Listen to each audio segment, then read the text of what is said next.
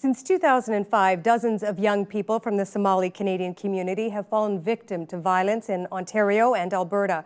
6 have died in the Toronto area since June.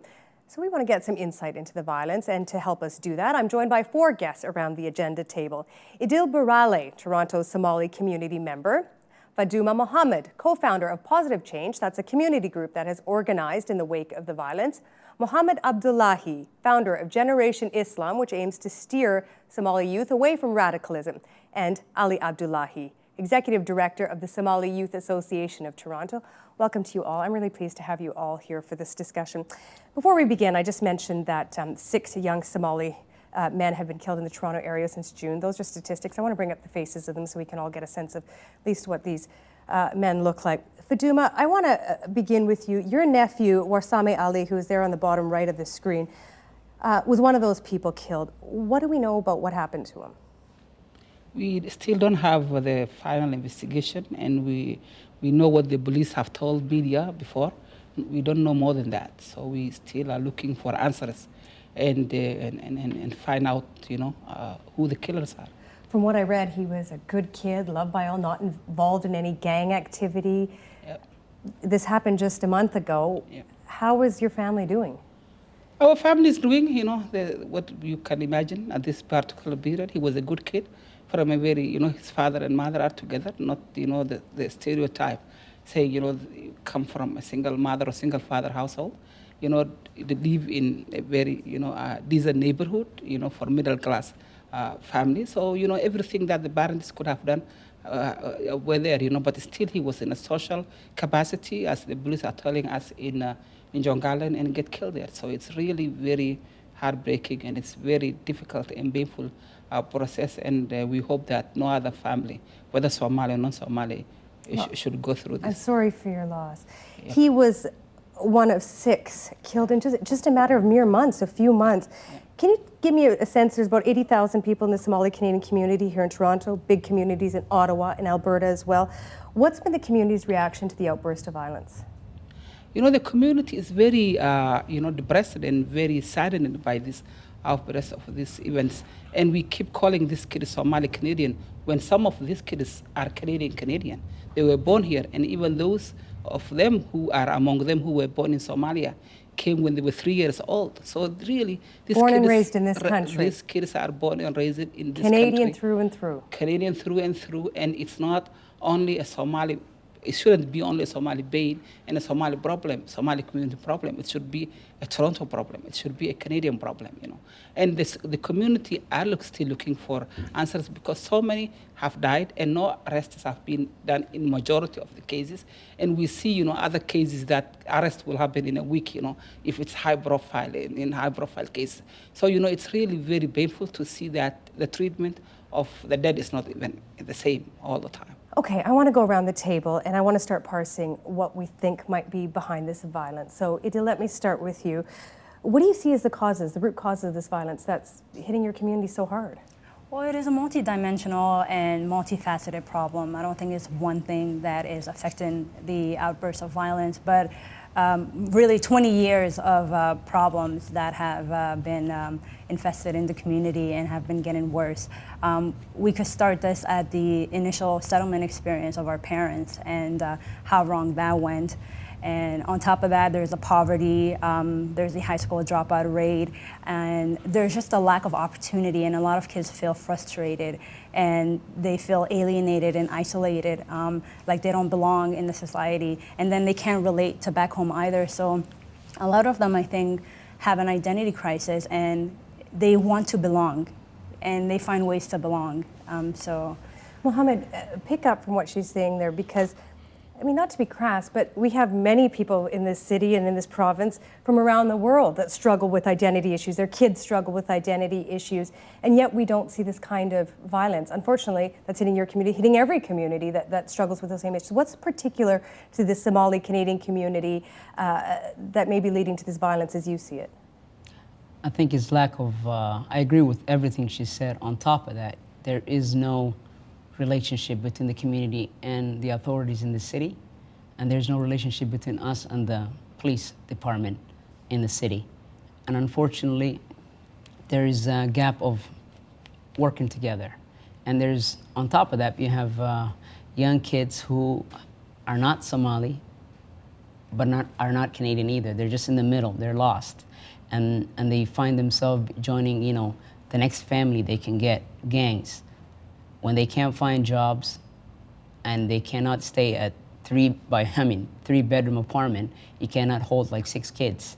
Therefore, they go downstairs, hang out with their friends, and all the gangs come in and get involved. And then you see all this leads to joining the gang and becoming a member and doing some bad things.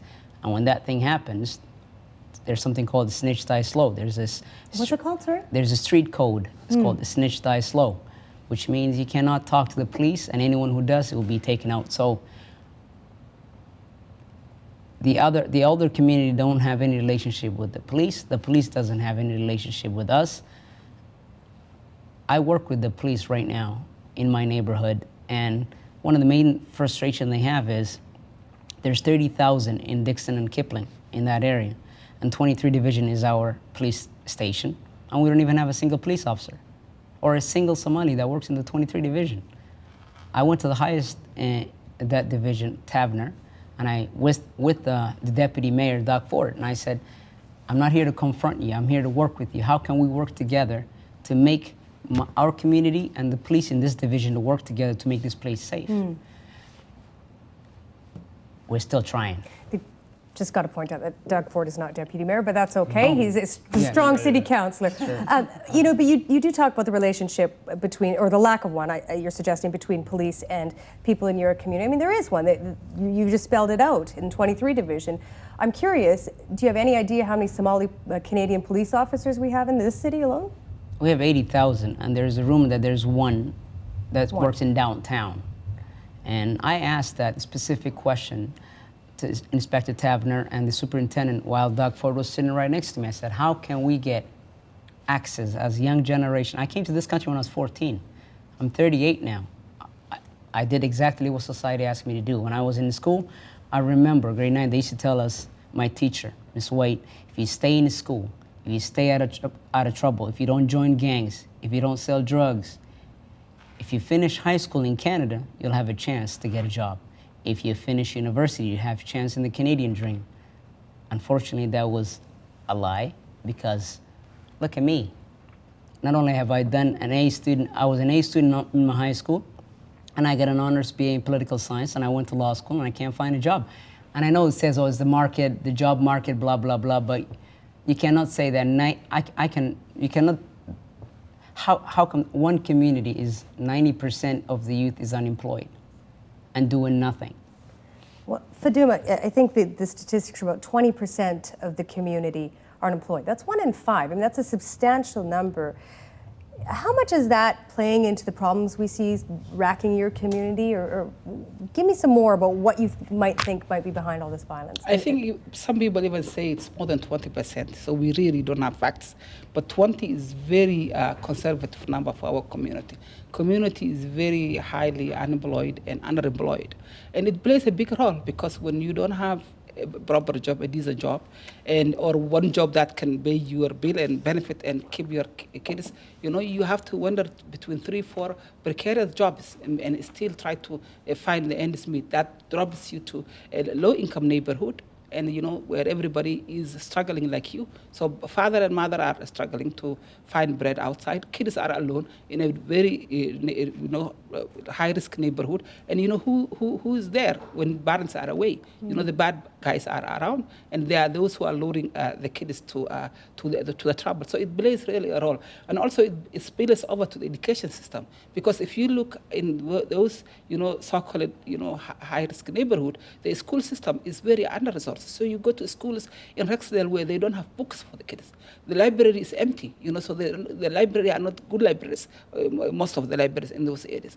So, it's really, and when I came and I asked, why this school, the literacy rate so low, and somebody told me, oh, because it's low-income neighborhood. And I said, listen, I came from Somalia. I didn't have running water. We don't have electricity. And I did my way up to university and did my master degree. So it doesn't matter. It did not matter for us back home, the amount of money we had, so the capacity and where we could head and we could go. But here, because, you are from low-income neighborhood, so you are not going anywhere. And I think that also reflects in the expectation of teachers. The teachers, because of the neighborhood, they don't in fact expect a lot out of the kids. And it's really heartbreaking because most of us, specifically the Somali Canadians who came here, there are a lot of highly professional people, people who have, PhDs, master degrees, and who could really, should have been in the middle class at least, So, but they are there because of the unemployment situation. And the unemployment barrier, I hope we will get more time to talk about that. And, and that's what is partially fueling this problem. Ali, you work with unemployed youth every single day. Is this a sense of desperation that they see no future ahead of them except for to perhaps turn to violence? Like you said, we work with many young individuals who are educated and some not educated who have dropped out of school. But even for the ones that are educated, like I said, because of the lack of opportunities that exist now, many of them are picking up mediocre jobs where they've been to school for 4 years, they have a student loan, X amount of dollars, they have a family to support. Now they're working at a mediocre job where they're getting paid maybe minimum wage of $13, $14, where they can't provide for their family or have that basic needs that they need. So a lot of them are, like I said, are in a situation where the question was for even going to school, because they're saying that if I have gone to school, I've done, like Muhammad was saying, I've gone to school for 4 years, I've done the right things, now I can't even find a job in my field. So you know what, it's pretty tough. And then to say that, that's for the ones that have education. And then, like I said, for the ones who have dropped out of school or have been kicked out of school, their chances of even trying to find any sort of opportunity in terms of employment-wise is next to nothing. Mm-hmm. So all of that plays into a role. But going back to what Izza said, like, I think it all goes back to poverty, right? All these issues that we have are, that's where they stem from. So for us, I mean, as a community, I think what we need to do, what we've been doing, is that collectively, act as, collectively come up with solutions on our own. Often solutions are thrown at us. Mm. So what we're doing now is that come up with solutions as a community on our own and say, you know what, here's our solutions and here's how we're gonna tackle the issues that we have with it being youth violence, lack of employment or education. But there are some things that we as a community will never get to, which is the systemic issues that not a lot of people talk about. So we're hoping our 3 levels of government can somehow address the systemic issues that we as a community are facing. Okay, we're going to get to solutions, but I want to ask you, Adil, because you are one of those young Canadians of Somali descent. You worked hard, you went to university, you have a degree, you're struggling to find work in your field. So why do you think it's been hard for so many young people like yourself who played by the rules, who did everything right to develop meaningful careers? I think there's a lot of things, but as a Generation 1.5, so what does that mean? The Generation 1.5 are the Somali Canadians who came to Canada, so they were part of the refugee process. They immigrated here, but they came here as 3 to 7-year-old.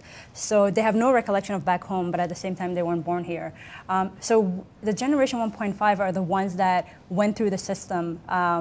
They were kind of the guinea pigs, through trial and error. We went through the schooling system and learned things as we went. So there was no one here before us to mentor us into, how to get into university, what do you do once you're there. So there was a lot of missed opportunities on my part, and it was simply because I didn't know what was available to me. So the thing with a resource is that if you don't know where to find it or how to use them, you can never have enough, and you can never, better yourself through them. So I think for us, we learned a lot through trial and error, and the reason why we're not getting ahead is because we have no resources to tap into. We have no networks. We have no Somali professionals establishment to tap into, to take on as mentors. So we're really doing this blind. And for instance, I want to work in government, and I did everything. I applied for the Queen's Park internship program while I was in school. I never got in, but I keep trying. So there's nothing I feel like I'm doing wrong. I feel like I did everything right. I am aware of the systematic problems that are in place, but all you could do is keep trying. Good girl. Yeah. Good girl. 3 of you around the table came to Canada as young children, born in Somalia, but came at a very young age.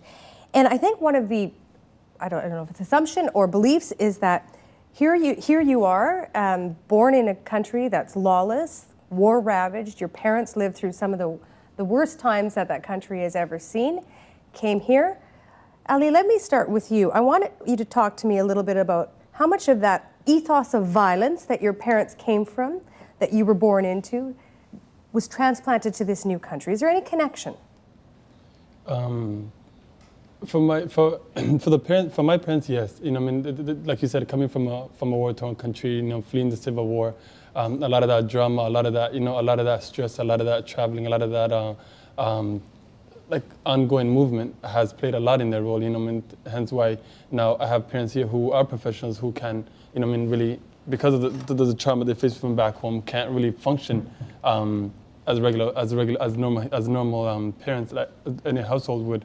But for me, I don't think any of that was transferred onto me because, like I said, I came here at an early age, you know what I mean, and I was given opportunity, you know what I mean, whether it being education, whether it being programming, whether it being just spending time on the weekends with elders. I was given opportunity to learn about my culture and actually have a lot more.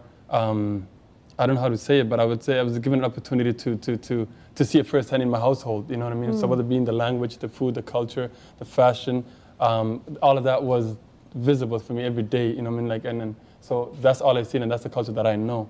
But in terms of transferring it, me transferring the actual culture that I've gotten from back home. Like I said, I was pretty young. I was 5 when I got here, so there's not too much I moved from back home.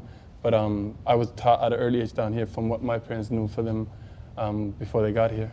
Mohammed, you know, when people come to this country, they bring all the good from their home countries to move here. They also bring some baggage. And Somalia is a country that has a lot of baggage, you know, lawless, violent, no real government in place for 20-odd years now.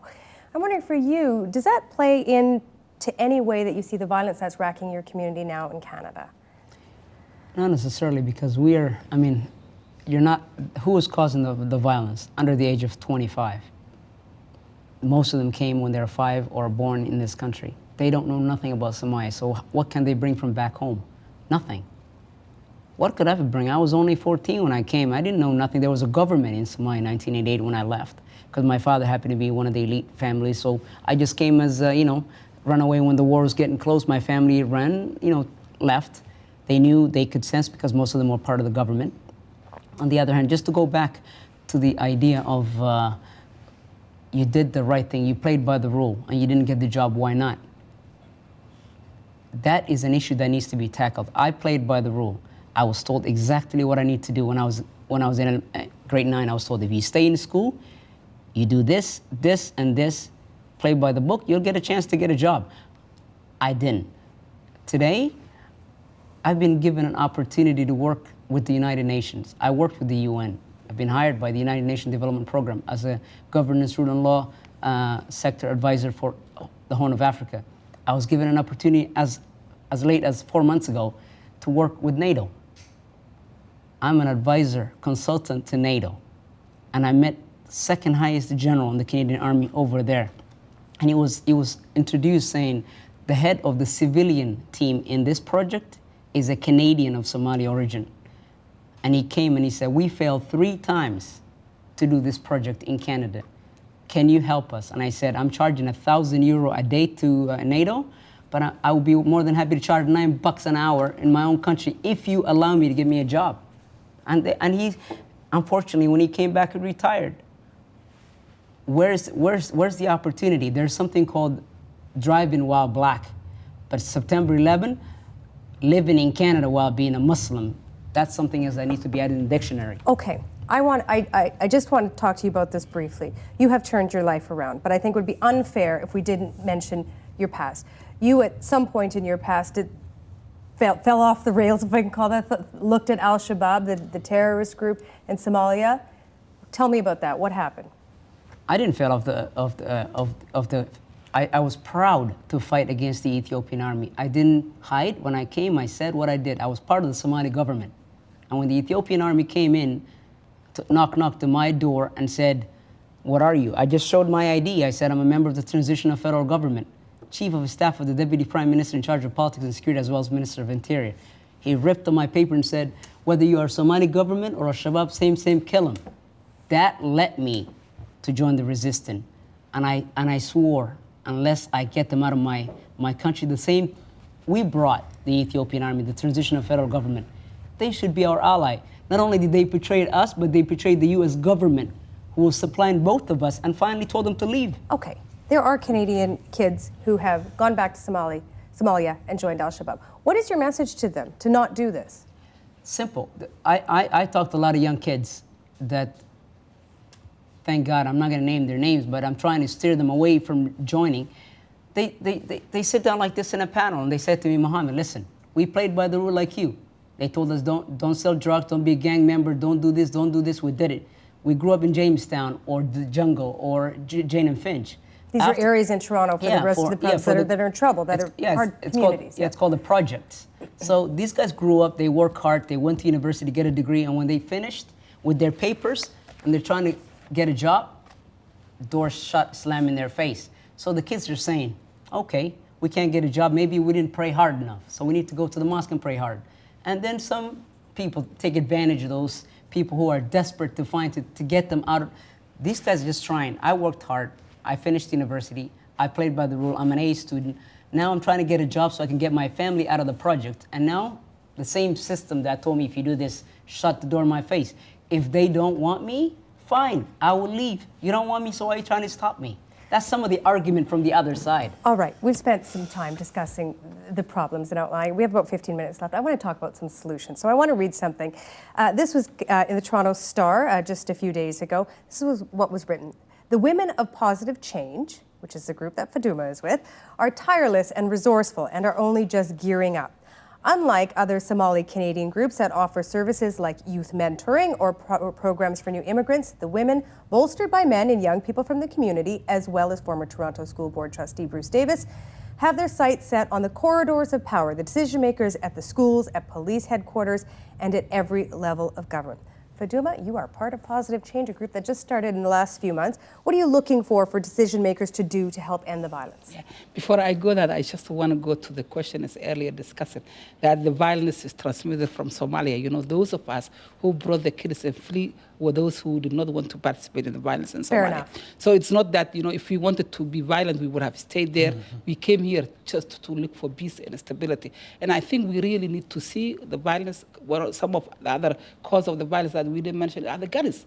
These guns are not produced and manufactured in Rexdale. The guns are coming in the country, and the government have responsibility to find the people who are delivering the guns to the kids. And another also point that Mohammed said, that the kids are being, you know, lured from the mosque. You know, not everybody. Al-Shabaab has very highly sophisticated online recruitment. So I think most of the kids who go to the mosque actually are very good kids. 99.99% are good kids. You know, so they are not those who are really running into trouble. So that's also. I want to clear up something because I don't want anyone to misunderstand what I was saying. What I was trying to say is that you and these kids and their parents, you came from a country that had violence. I was not for a minute suggesting that you participated in the violence. My suggestion was that many of you had victims of violence, had violence all around. But I think the problem with that, sorry if you don't I'll mind go me back to Faduma in a minute. Sorry, yeah, it's just the problem with that is that it's a singular story, narrative that every time I hear anything about my country or my heritage, that's the only story I ever hear through the media.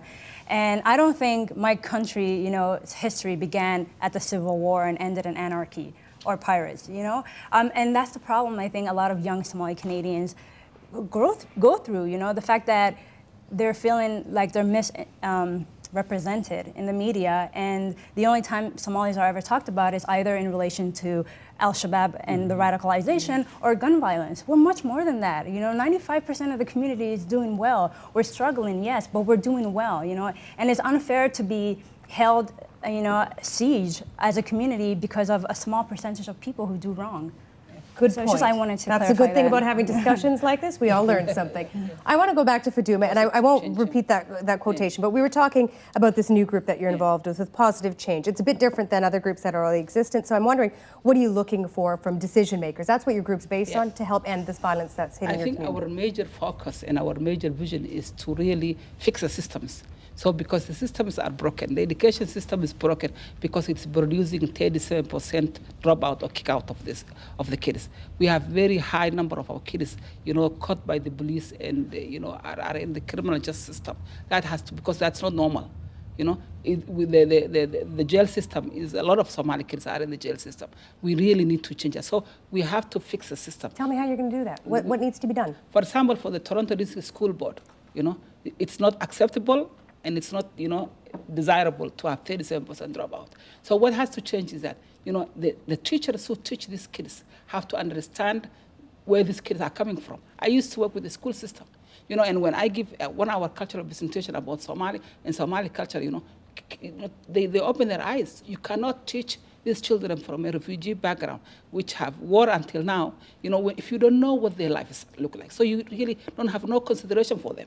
The kids will be assessed, oh, he's not acting normal, so he will be assessed and sent to special school. So that's not possible. The teachers have to at least understand the circumstances of a Somali going to school. That's number one. Number two, we have a lot of qualified Somali students who really went to teachers college and finished it. Around 20 people we have already in data now. So we're ready to join the teachers. If you can't give a teacher's position because of the cutbacks or whatever, give supply teaching so that the kids will see somebody who looks like them or like their father or their mother come to the school and teach, you know. So I think there's a lot of ways that they can be. So we are not only the only group that have higher dropout rate. The Portuguese community had high dropout rate. The TDSP had did, you know, the a task Portuguese force. community had about the same level of dropout. The same level, but then yep. then they get a solution for them. The Portuguese community, there were task force made, and there were a lot of investment done to that communities, which is very good and positive. We are asking the same investment should be done for the Somali community. We haven't been done. So this is how the school system, and we'll be working. There should be a better relationship between parents and teachers, and they have to know that, you know, yes, we are from refugee background. Yes, we are from nomadic society, but we expect our kids to excel and be the best like every other father and mother in the universe. Okay, Ali, Faduma makes the case that the education system needs to change in order to help your community. What do you see needing to be done? I totally agree with what Faduma has said. For me, from a community point of view, I think what we need to do is, you know, open those positive relations with those institutions. So whether it be in the school board, whether it be in the police services, whether it be in any levels of government. Give me one thing. Someone gives you magic wands and a lot of money and says, go figure out where are you going to put your money? You know, but I mean, like I said, there's many different issues right now, but I would definitely put my money into policing right now. And you know what, hiring young individuals, even if you're not in the police force, you know, I mean, for one, my goal was to say, you know what, X amount of police officers in the police services that are Somali. But if we can't do that, some sort of community liaison officers that are not even with the police that can work with the community and the police. So that way, that open, positive dialogue can be open. That's where I would put my money in immediately right now. But if I can just touch on one more point, is that for me, a lot of the solutions are within our community. You know, like Fatima was saying, we have professions at all levels, whether it being, you know, our elders, our young individuals who have all been educated here. A lot of the solutions are within us. So now all we're looking for is, one, to collectively act as a community together, and, you know, say this is how we're moving forward. So that way we can hold these politicians who, a lot of them are councillors, MPs within our neighborhoods, accountable for the job that they're supposed to do, which is help us address the systemic issues which everything stems from. Can I give you a concrete solution? Like there is 8.4 billion investment in Metrolink soon in India. You know, we need community benefit agreement. These jobs has to go, and the community have to benefit from these jobs. You know, that we can't go to the race to the bottom if we really not address the unemployment situation in the community and the living wage. You know, we'll have poverty, and we will have, if you have the poverty, we'll have the same consequences. So the government has to stop thinking that we can flourish and we can be happy if they cut everything and then and contract out everything and privatize everything. It won't help the community. If we want the health of the community, this $8.4 billion has to go back, most of them has to go back to the community, and it should be part of the community benefit agreement that they should sign. Okay, Idil, take this one on for me. You know, you can ask for help and you can get help from the outside and you can help yourself. And so what does the Somali-Canadian community need to do to address these problems? What can it do to help itself? I do think, yes, the majority of the solution will have to come from the community. There's so much that, you know, the wider society can do. One thing I would like to see is a stronger leadership. Right now we have leadership problems, and what do you mean by that, leadership problems? It's because you know, the community is kind of fragmented, you know, over the time. So it's hard to. The one thing that's needed is unity, for one thing. You know, if the community comes together. But I really think the youth should lead the solution, because these are no longer settlement issues. They're integration issues, and who knows it best than a generation 1.5 or a generation 2 what the kids are going through. And most of your community are under the age of 30.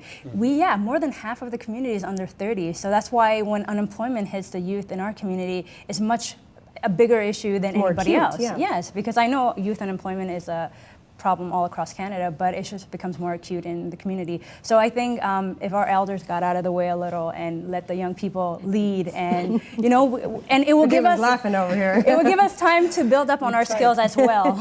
You tried to get out of the way? Yeah, the problem is our kids, that as they also, and I'm talking for my own generation, and we brought here for their best interests, we save them from the civil war. That's how we usually talk in the dinner table. But the problem is that they are not in the Canadian identity, and they don't have the Somali identity. So this is a problem. And then as elderly, I'm telling them, you have no other mentors than us. Yes, you know better, you speak better English, and you went to university, and might be some of you smarter than us. But if you want really to get a solution, you need to be close to the mentorship. Yes, I need a youth solution, but I still believe, youth with adults. So we have we have to work together. Ali is from Soyad, and they know that I have invested much of my time, trying to make Soyad a youth-led agency, and I have testimonies for that. But I think the solution is not only youth and not all, but I think it should be a combined youth and adult solution, and we really need. And I think the mosques have done that. They have organized themselves. Now we have a council of the Somali imams, and we hope that the fragmentation will be less in the future. But I think for the general public, they should know that and money service providers tell us, oh, if you are not united, we can't help you. That's a very lazy excuse for me, because if we were not fragmented, we wouldn't even come to Canada. We will stay in Somalia. We will not fight if we were not fragmented. Somalia is one nation, one ethnic group, one language, one religion, everything. But still, we managed to rage civil war for 20 years. So that has to be considered, and we have to work with any group that produces result, and they should be accountable. Both service providers and the others who really have to serve the community, and also the politicians. And I think the future will be better. I think we, both women of positive change, we will not settle down. We have our whistles. You're blowing your whistles. You break into meetings when people aren't listening to you, and you start blowing your whistles. Interesting tactic. Okay, I just want to say we have about 5 minutes left, and I do want to end this on a bit of a positive note. Hopefully, I want to talk about the future, and I want to ask each of you. I hope I'll have time. I start with you, Mohammed, about how optimistic or pessimistic of you moving forward that we can solve this, that the streak of killings will end in Canada that we see in your community. Personally, I'm taking in charge an initiative in which we started by Google. We have a team called AV, Against Violent Extremism. It's more America, Canada, and UK. Members of that are former gang members, the founders of Crips and Bloods and MS-13, well-known gangs in the world, Ku Klux Klan, former extremists. We have a joint, but now recognized by their government and international organizations to steer young kids from the path that they went through. I'm working with those gang leaders from LA who made the peace agreement between Crips and Bloods. Hoping that this can work here. They can, because there's 3 gangs. For example, there's the major gangs in the city. I know the main ones. For example, where I grew up, when I was a kid, there was only Dixon Crew. But now there's 2 more joined. It's called Soldiers and Goblins. I don't mean to rush you along, and all that. We get short on time. But what I'm saying is, I'm starting to make sure that using those tools to help these kids. On the other hand, we need the community to step up to the plate and not hide those young men with the guns and the drugs in our home, and cooperate with the police, because how many murders that took place in Toronto, a young Somali killing another young Somali, but nobody talks. We need to talk and work with the police. Otherwise, we will have these guys to finally hurt us. Okay, Ali. Optimistic that we can put an end to this violence? Yeah, totally. And like I said, just working at a Somali Youth Association, like I said, our future looks promising, because I don't think as a community we can get any lower than we're at now. Like you said earlier, there's roughly about 80,000 of us in this city. The unemployment rate is 20%, dropout rate is about 35%. So I don't think we can get any lower. But if I can just go back on one point, you know what? I don't think this is not to bring gangs or anything into this. I don't think it's a gang issue. We as a Somali community, I don't think by far are not having a gang issue. This is an issue of us not having the right support in terms of employment, education, or even the policing. So, and the reason why I said that, because you know what, Faduma, a while ago, has shared with you that how she lost her nephew, who was a Rasami, a clean young man who was hardworking, who was not in any sort of gang-related activities, who had his life taken. So you know what, this issue that we're facing is a Canadian issue that many communities have faced before us. So it's not, and I'm going to repeat because I work with many young men who are in the exact same situation, you know, I mean, unemployment, the lack of education, all that, who are not in gangs, who are, you know, possibly could be next, who are saying, you know what, if I don't change my life around, if I don't get the opportunities that I need from my government or from my elders, I could be one of those individuals who are a bystander, you know what I mean, by product of this party neighborhood. So for me, I said the futures is promising. You know, we have a lot of different organizations with the citywide who are doing great work, you know what I mean, who are over there volunteering their time night and day, whether they're doing recreational stuff, mentoring stuff, or the counseling. So I think the future looks promising, and the more we work together, the better it'll get for my us. hope was to end this on a positive note. Sorry I didn't get to you, Adil and Faduma, on this one, but I think that sends a very positive message. Thank you all for coming in. I really appreciate you taking the time. Thank you. Thank you to Faduma Mohammed. She's with a new group called Positive Change. Mohammed Abdullahi, who's with Generation Islam. Idil Burale, who's a community member, of the Somali-Canadian community, and Ali Abdullahi from the Somali Youth Association of Toronto. Thank you, everybody. Thank you. Support Ontario's public television. Donate at tvo.org.